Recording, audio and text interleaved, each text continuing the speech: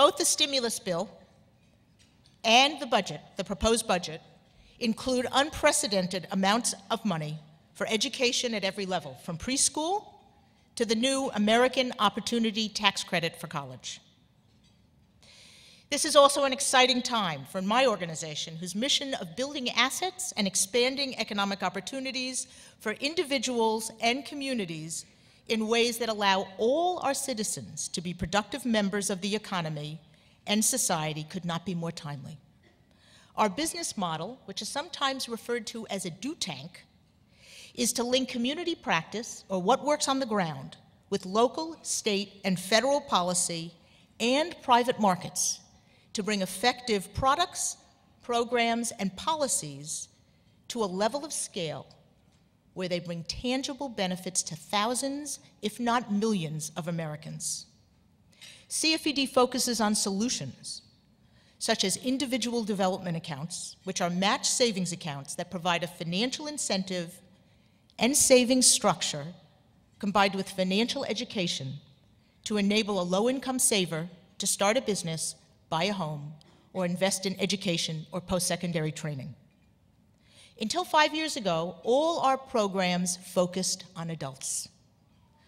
But as we learned, the impact of poverty on children and the importance of starting earlier to break the cross-generational transmission of poverty, we decided to take a new approach. Over the past 4 years, we have been implementing our first national policy demonstration focused on children, called the CFED Initiative, or Saving for Education, Entrepreneurship, and Down Payment, which tests the efficacy and impact of offering matched savings accounts for children. Our aim is to pass federal policy that can turn this vision of every child born in America with a savings account into a reality, and we believe this may be possible over the next 2 to 3 years. As a do tank, our job is to test things in the real world and to collect and analyze data that describes the situations that we are trying to change. Since 2002, CFED has been producing the nation's most comprehensive benchmarking report on how well each state builds and protects assets on behalf of its citizens. Called the Assets and Opportunities Scorecard, it collects outcome data and policy information across a broad range of issues: financial security, business development, home ownership, healthcare, and education, which we believe all contribute to a person's ability to prosper in our society. This year, for the first time, we have collected and analyzed the data to look at the specific economic status of households with children as compared to all households in the United States. I have convinced our research director to allow me to present a sneak preview of the data, which will not be available until September, because I promised that you could all keep a secret. And I'd like to begin by quoting a line from a recent article on early learning that underscores the urgency of the connection between the fields of early learning and economic security. Young children are the poorest members of society and are more likely to be poor today than 25 years ago. Poverty during the childhood period may be more damaging than poverty experienced at the later ages, particularly with respect to eventual academic attainment. So what do we know about the level of financial security of households with children in the US and in the state of Washington? Number one, the median net worth of households with children is lower than the median net worth of households overall.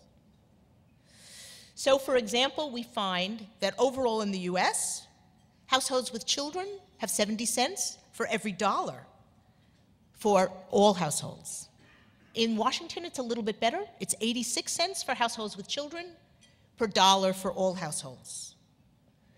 Number two, we find that the wealth gap, and there's been a huge focus on this, between the top income quintile and the bottom income quintile in households with children is dramatic.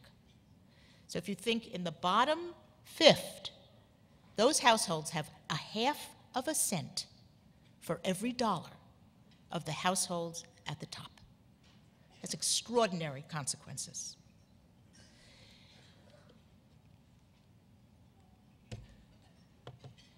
One of the measures that we have created is a measure of asset poverty.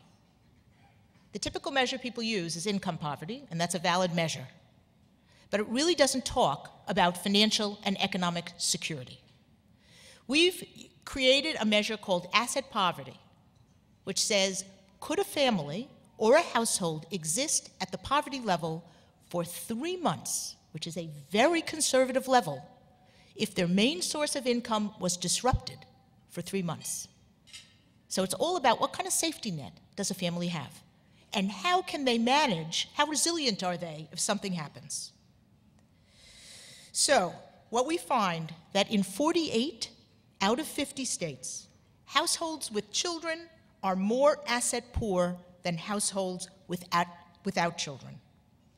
So overall, 22.5% of all US households are asset poor, and 27% of all households with children.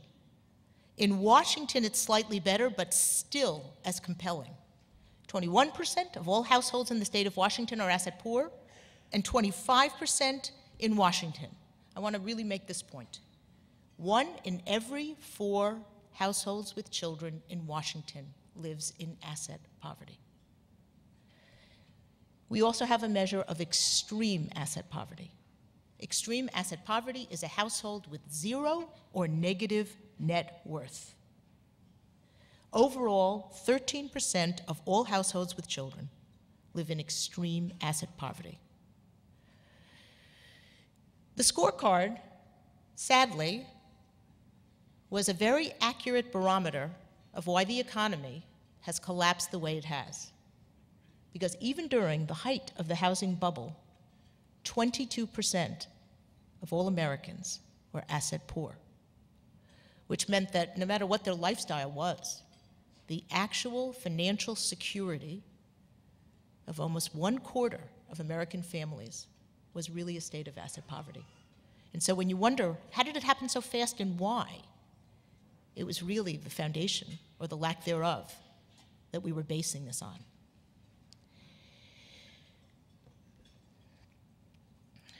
Now, let's look at some of the ways that families build wealth.